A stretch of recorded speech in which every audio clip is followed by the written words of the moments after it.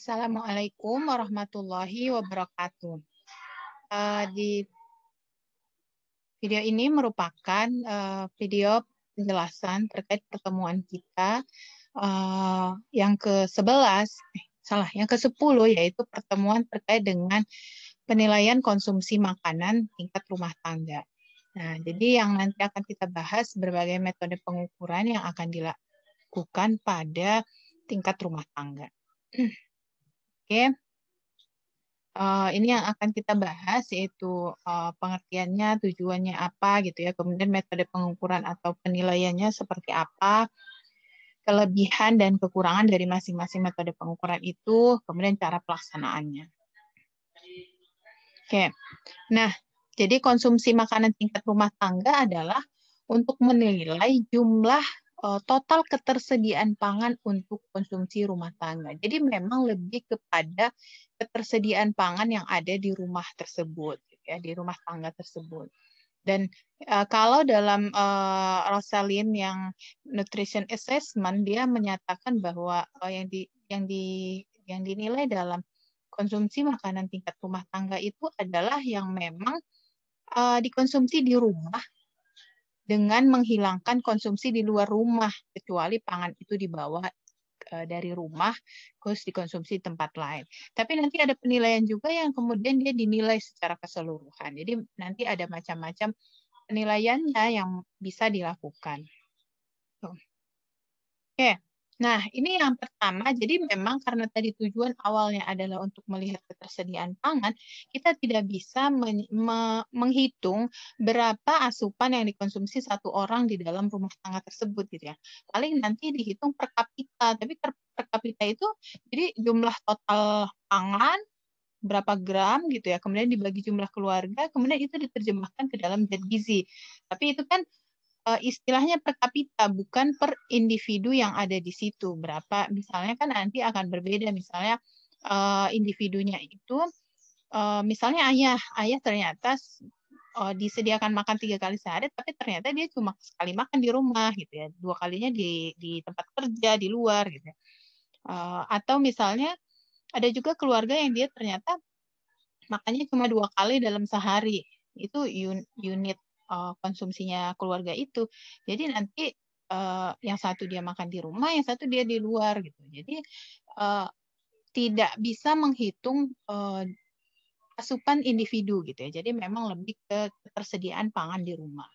Nah, kalau food account, berarti kalau food account kan kita mencatat, jadi pencatatan daftar semua pangan yang ada di rumah tangga itu yang berasal dari pemberian atau diproduksi sendiri. Kalau pembelian beli sendiri ya, kalau pemberian diberikan orang, kalau produksi sendiri misalnya dari kebun sendiri, kemudian dia dibawa ke rumah, dan seterusnya.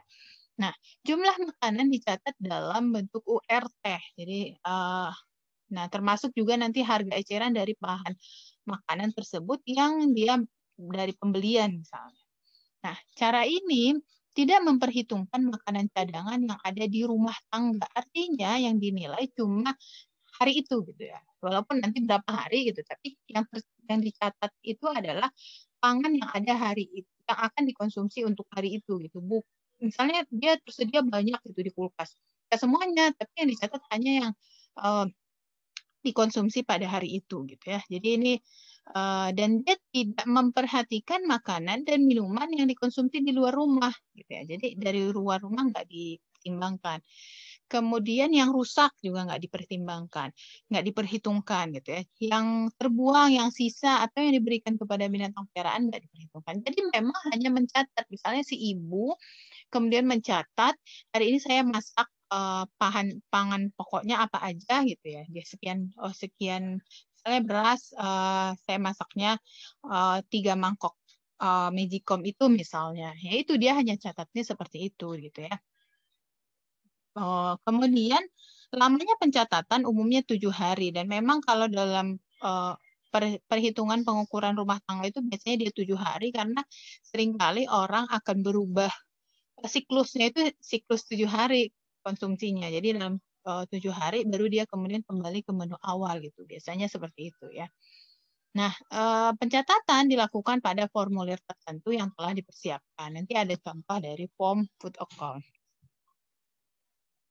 Nah, kelebihan dan kekurangannya, jadi kelebihannya adalah metode pencatatan atau food account, dia cepat dan relatif murah gitu ya. Kemudian dapat diketahui tingkat ketersediaan bahan makanan keluarga pada periode tertentu. Artinya kan hari ini berapa kita catat, kemudian besoknya, berarti dalam seminggu itu dia punya ketersediaan berapa banyak gitu ya.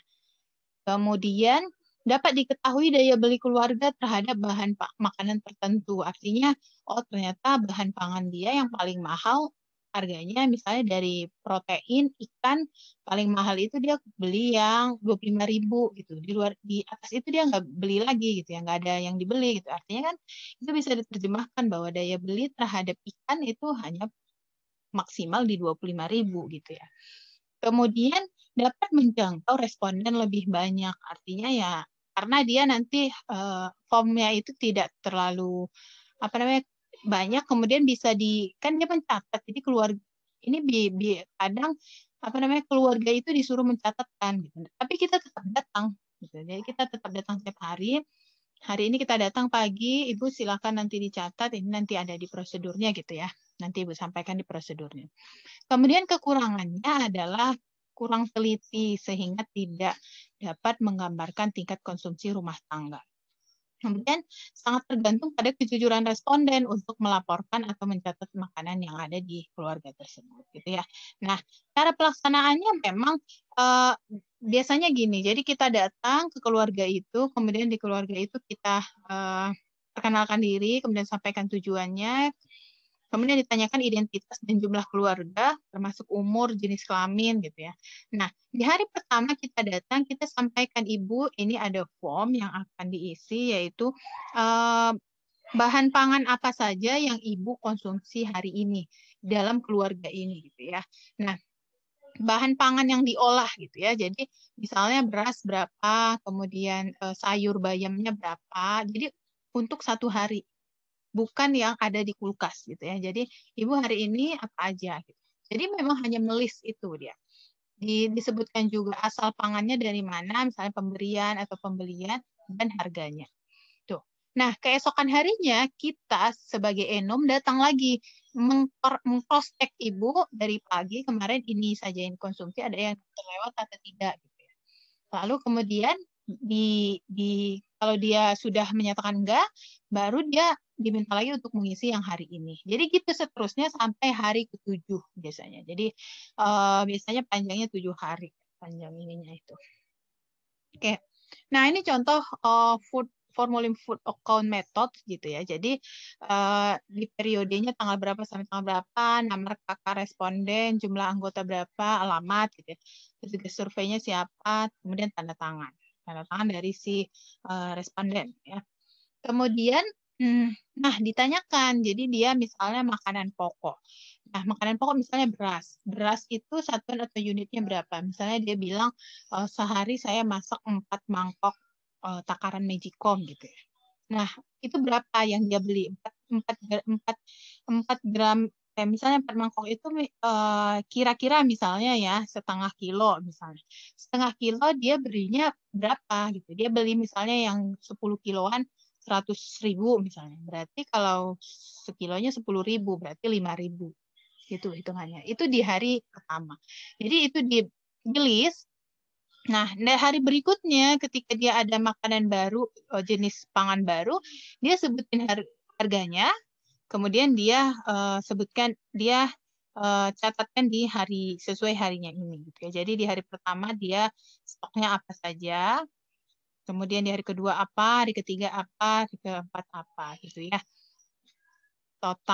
Total unitnya gitu ya. Jadi misalnya misalnya hari pertama dia satuan unitnya misalnya 1 mangkok ya. Di hari pertama dia 1 mangkok misalnya, hari kedua 3, hari keempat 6 misalnya karena ada tamu dia bikin 6 misalnya. Yang dia olah 6 gitu ya. Jadi kemudian harganya kan sudah sesuai semuanya gitu ya. Nah, nanti dijumlahkan dalam 1 minggu. Jadi dalam seminggu dia bisa menyediakan beras misalnya 5 kilo gitu. Jadi kita nanti gambarannya seperti itu. Dan beras yang dia konsumsi, dia bisa sediakan adalah yang harga 10.000 per kilo gitu. Jadi itu sekedar gambaran hasil yang kita dapatkan dari food account gitu ya. Oke, berikutnya adalah food list. Nah, kalau food list itu sejenis dengan recall. Jadi kita menanyakan dan mencatat gitu ya. Jadi memang ada perbedaannya adalah kita lebih ke wawancara dan biasanya dilakukan selama 7 hari gitu ya. Ya, pencatatan dilakukan berdasarkan jumlah bahan makanan yang dibeli, harga dan nilai pembelian, termasuk makanan yang dimakan anggota keluarga di luar rumah gitu ya. Nah, data yang diperoleh berupa taksiran atau perkiraan dari responden. Nah, metode ini tidak memperhitungkan bahan makanan yang terbuang, rusak, atau diberikan kepada binatang peliharaan. Nah, jumlahnya itu nanti dibuat dalam bentuk URT. Jadi sama kayak recall, tapi ini lebih ke recall keluarga. Dia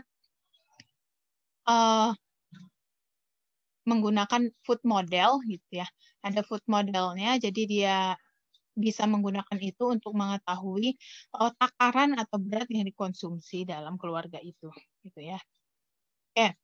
Kelebihan dan kekurangannya, kelebihannya murah karena hanya membutuhkan waktu singkat, artinya kita datang wawancara,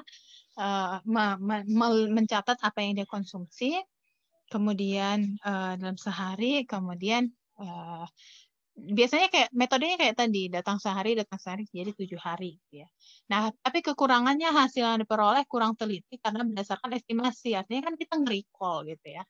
Kita mengingatkan, sangat tergantung dengan daya ikat si responden dan sangat subjektif gitu ya, karena kita tidak melihat kondisi dia apa yang dia masak kemarin gitu ya. Jadi kita datang hari ini lebih ke untuk miracle. Kalau yang tadi untuk memastikan, jadi ditanyakan kembali ada nggak yang beda gitu, ada yang belum dicatat nggak atau dan seterusnya. Jadi bedanya itu ya antara food account dengan food list. Nah, langkah pelaksanaannya adalah kayak tadi lebih hari pertamanya datang. Hari pertamanya kita datang untuk menanyakan food list dia kemarin gitu ya. Jadi kita wawancara jatuhnya ya dan menanyakan kemudian kita catat dan dicatat itu nanti dalam bentuk URT. Tadi yang biodata keluarga juga tetap dimasukkan, kita catat misalnya jumlah keluarganya ada 5, umurnya berapa, jenis kelaminnya berapa, yang ikut makan berapa dan seterusnya gitu ya. Oke, dan ini bisa digunakan untuk memperkirakan konsumsi per kapita. Jadi dibagi nanti jumlah anggota keluarganya. Next, yang ini adalah contohnya. Ini contoh yang sudah diisi. Jadi dalam keluarga Ibu Ena, dia mencatat untuk yang hari Selasa.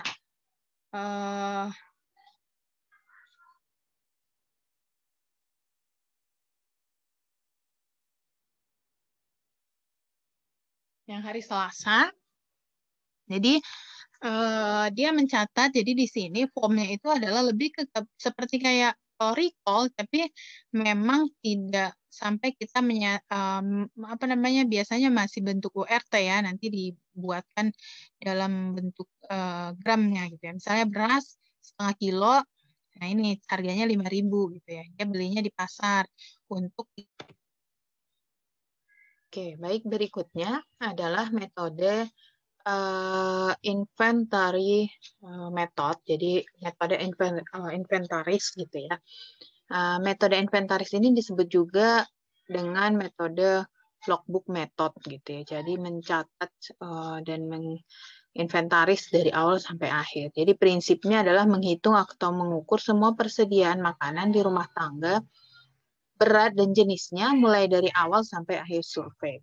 Nah, semua makanan yang diterima, dibeli, dan dari produksi sendiri dicatat dan dihitung atau ditimbang setiap hari selama periode pengumpulan data. Jadi memang dia ditimbang, jadi datanya akan lebih akurat. Semua makanan yang tersisa, terbuang, misalnya dikasih juga ke orang, itu juga diperhitungkan. Jadi memang fokusnya adalah mencatat semua persediaan makanan. Nah, pencatatan dapat dilakukan oleh petugas atau responden yang sudah mampu atau telah dilatih dan tidak buta huruf gitu ya. Jadi memang bisa metodenya kita suruh respondennya yang catat, bisa juga si enumnya yang datang ke rumah setiap hari untuk mencatat. Oke. Kelebihan dan kekurangannya adalah kelebihannya hasil yang diperoleh lebih akurat karena dia kan mempertimbangkan sisa makanan, juga dia ditimbang inventory semua bahan pangannya. Kekurangannya petugas harus terlatih dalam menggunakan alat ukur dan formulir pencatatan. Jadi karena inventory nanti dia bentuk formnya lebih banyak gitu ya. Kemudian dia tidak cocok untuk responden yang buta huruf jika pencatatannya dilakukan oleh responden. Memerlukan peralatan gitu ya, sehingga biaya relatif lebih mahal, kemudian memerlukan waktu yang relatif lama. Jadi cukup lama untuk kita kalau misalnya wawancara langsung itu bisa sampai 2,5 jam gitu untuk wawancara satu harinya gitu ya. Jadi memang kekurangannya itu. Nah, cara pelaksanaannya adalah mencatat dan menimbang semua jenis pangan yang ada di rumah pada hari pertama survei. Kemudian dicatat juga yang diperoleh, artinya yang dia dibeli, diberikan orang atau makan di luar selama hari survei. Jadi selama hari pertama, hari kedua, hari ketiga sampai hari ketujuh itu dicatat semuanya. Kemudian catat juga yang kaitannya dengan tersisa, rusak, terbuang, atau diberikan oleh orang lain. Nah, dan catat yang di semua jenis bahan makanan yang ada di rumah pada hari terakhir gitu ya. Jadi memang pencatatannya itu setiap hari. Nah, hitung berat bersih dari tiap-tiap bahan makanan yang digunakan keluarga pada periode tersebut dan catat juga jumlah anggota sesuai dengan umur masing-masing yang ikut makan. Kemudian hitung rata-rata perkiraan konsumsi keluarga atau konsumsi per kapita dengan membagi konsumsi keluarga dengan jumlah anggota keluarga. Jadi memang lebih ke hanya menyatakan rata-rata, jadi perkiraan konsumsi per kapita, tidak mengatakan asupan individu gitu. Jadi cara menyampaikan hasilnya seperti itu nanti.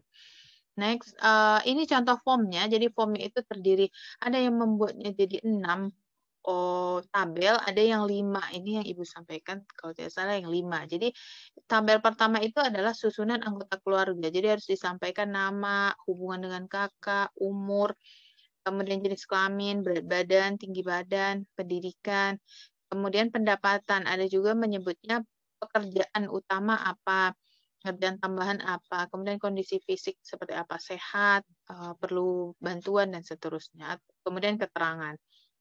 Jadi isiannya ini sesuai dengan jumlah anggota keluarga yang ada di rumah tersebut. Oke, nah di tabel B-nya adalah ketersediaan bahan makanan dari rumah tangga itu pada hari keberapa. Jadi nanti ini akan, kalau misalnya 7 hari, berarti tabel ini akan ada 7. Jadi misalnya hari pertama, nama bahan makanannya ada apa aja, banyaknya berapa, nilai uangnya berapa, kemudian asalnya dari mana, diberikan, dibeli, atau dari produksi sendiri gitu ya. Jadi contohnya ini misalnya dari sawah, kebun, pekarangan, kolam, ternak gitu ya.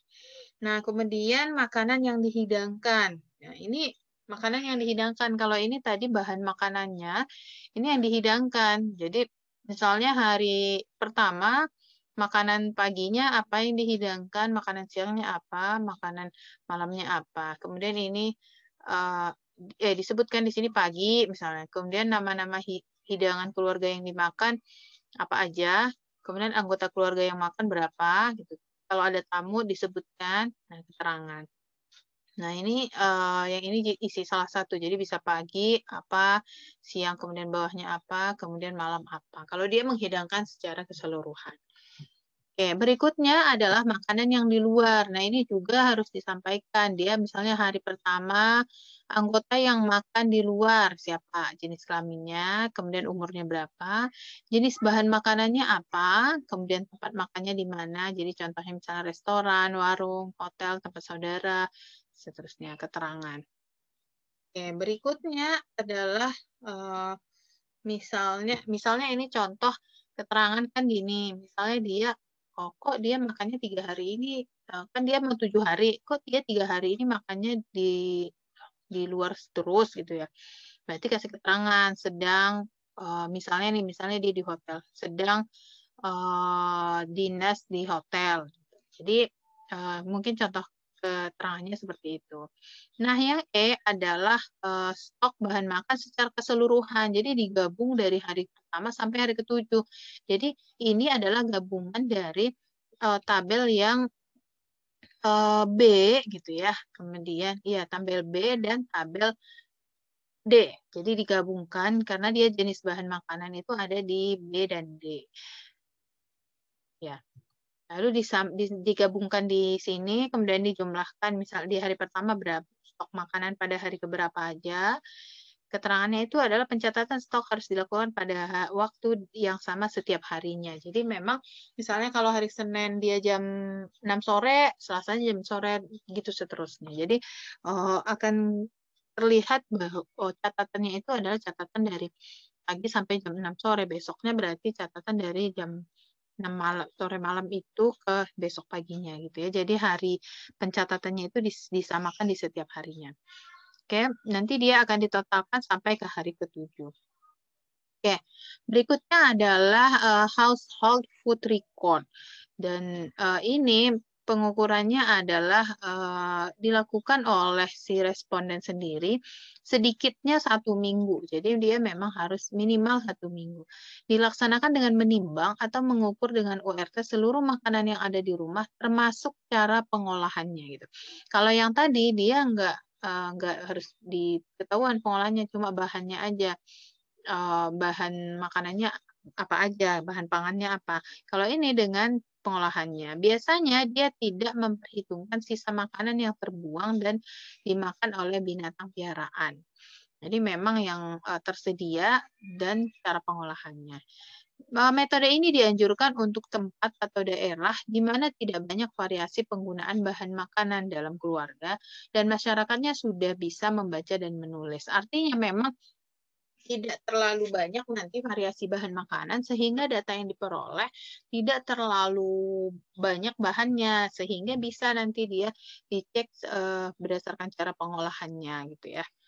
Oke, nanti kita lihat dulu. Jadi dan dia makanya dengan dia tidak terlalu bervariasi, tapi bahan pangannya tidak terlalu bervariasi. Artinya nggak terlalu banyak di dalam tabel itu. Nah, dari tabel itu nanti dia bisa dihitung intake-nya karena dia bersama dengan cara pengolahan. Misalnya kayak ikan mas digoreng, misalnya 100 gram. Kita bisa langsung menerjemahkan itu dalam bentuk intake zat gizi. Gitu. Tapi zat gizinya keluarga, nggak untuk individu. Nah, ini kelebihannya hasil yang diperoleh lebih akurat bila dilakukan dengan menimbang makanan. Artinya memang karena dicatat, dia juga harus ditimbang sendiri gitu ya. Nah, dapat dihitung intake zat gizi keluarga. Jadi tadi yang Ibu udah sampaikan, jadi nanti bisa dihitung karena memang dia sesuai dengan pengolahan. Nanti dia dilihat dengan nilai gizi yang berkurang sesuai dengan pengolahan. Kekurangannya adalah terlalu membebani responden gitu ya. Jadi memang karena karena harus menghitung, menimbang gitu ya, itu membebani responden. Kemudian memerlukan biaya cukup mahal karena responden harus dikunjungi lebih sering. Hampir semua sih jadi harus dikunjungi dalam 7 hari tersebut gitu ya. Tapi kalau ini karena memang dia harus dia ditimbang kemudian pengolahnya seperti apa, bisa jadi si Enum itu harus melihat gitu ya, pada beberapa waktu. Memerlukan waktu yang cukup lama gitu dalam proses pencatatan untuk si responden, tidak cocok untuk responden yang buta huruf gitu ya. Jadi memang harus bisa membaca gitu ya. Oke. Nah, cara pelaksanaannya adalah responden mencatat dan menimbang semua bahan makanan yang dibeli dan diterima oleh keluarga selama sesuai jadwal survei makanannya itu. Kemudian dia dicatat semua makanan yang dimakan. Nah, tapi tetap juga harus dicatat misalnya termasuk sisa dan makanan yang dimakan oleh tamu. Jadi mungkin ini lebih untuk memprediksi bahwa intake-nya itu sesuai dengan yang dimakan gitu. Jadi bukan intake sesuai yang diproduksi atau disediakan gitu. Jadi memang bisa diambil datanya yang terkait dengan sisa dan makanan yang dimakan oleh tamu. Kemudian juga dia mencatat makanan yang dimakan anggota keluarga di luar dan bisa dihitung nanti rata-rata konsumsi keluarga atau konsumsi per kapita, gitu ya. Ya, ini contoh form household food record method. Jadi dia misalnya jenis makanannya bahan pokok, nama masakannya apa, nama bahan pangannya, makanannya apa saja, berat gramnya berapa, berat URT-nya. Mungkin kalau dalam waktu wawancara atau pencatatan mungkin bisa dengan URT-nya aja. Jadi nanti si Enom yang menerjemahkan ke gram. Jadi lebih memudahkan juga. Jadi kalau misalnya dia timbangan nggak ada, berarti dia dengan URT aja. Jadi nanti yang menerjemahkan ke gramnya itu si Enom. Kemudian kalau produk dengan merek dagang disebutkan metode pengolahannya seperti apa, kemudian jumlah yang dikonsumsi. Kalau misalnya ternyata yang disediakan sesuai URT berapa, kemudian sisanya berapa gitu, jumlah yang dikonsumsi berapa, sisa berapa. Jadi nanti akan kelihatan apa namanya yang dikonsumsi. Artinya kan yang jumlah yang dikonsumsi itu berarti jumlah yang dikonsumsi oleh anggota keluarga itu. Terlepas nanti yang di exclude nanti yang dikonsumsi oleh tamu misalnya. Nah, sisa makanan juga harus disebutkan gitu ya. Ini contoh formnya. Dan memang form ini harus dicatat dalam 7 hari gitu ya. Jadi memang kalau dia makanannya nggak terlalu bervariasi, nggak terlalu banyak yang harus dicatatkan gitu ya. Oke, berikutnya adalah metode telepon. Sebenarnya metode telepon ini merupakan berbasis gitu loh. Jadi dia bisa pakai metode yang 4 yang sebelumnya itu, tapi dia based on phone. Jadi dia melakukan misalnya food account by phone. Misalnya dia food list pakai phone gitu. Jadi lebih ke seperti itu dan di sini petugasnya itu mewawancarai lewat telepon selama periode survei. Kemudian dihitung semua makanan keluarga itu berdasarkan hasil wawancara melalui telepon, kemudian ditentukan pola konsumsi. Jadi lebih ke pemanfaatan media komunikasi. Kalau sekarang di masa pandemi ini bisa kita lakukan misalnya dengan media WhatsApp, jadi dia video call mungkin ditunjukkan ini bahan-bahannya atau misalnya teleponnya itu kan misalnya dia per jam berapa gitu ya. Di jam berapa diberikan misalnya form listnya, kemudian dia disuruh untuk form list, di jam berapa nanti kita ingatkan kembali untuk mengisinya gitu ya. Jadi metode telepon itu memang lebih kepada pengaplikasian jenis-jenis pengukuran konsumsi pangan di keluarga dengan basis telepon gitu ya. Jadi jadi tidak ada perbedaannya dengan pengukuran yang sebelumnya. Oke, kelebihannya jadi dia relatif cepat karena dalam satu waktu si Enom itu bisa menyampaikan ke beberapa orang, misalnya kalau dalam forum gitu ya, atau misalnya satu orang dalam sehari bisa mengerjakan beberapa gitu ya, jadi bisa lebih cepat. Kemudian dapat mencakup responden yang lebih banyak. Ya. Kemudian kekurangannya relatif mahal untuk biaya telepon, biaya internet, kemudian sulit dilakukan untuk daerah yang belum ada jaringan, dapat menyebabkan terjadinya kesalahan interpretasi dari hasil informasi yang diberikan responden. Jadi artinya memang sangat tergantung pada kejujuran dan motivasi si responden untuk menyampaikan makanan keluarga gitu. Jadi ya memang harus ada wrapping kalau pendekatannya itu ya harus ada pendekatannya itu baru bisa kita dapat memastikan bahwa data yang kita dapatkan itu memang data yang respondennya memberikannya itu dengan motivasi untuk menjawab gitu ya. Oke, jadi secara keseluruhan adalah konsumsi rumah tangga itu ada 4 gitu ya. Jadi ada food account, ada food list, ada inventory food, inventory method, ada household food record, dan ada metode dengan telepon. Tapi kalau sekarang misalnya berbasis internet juga ada gitu ya.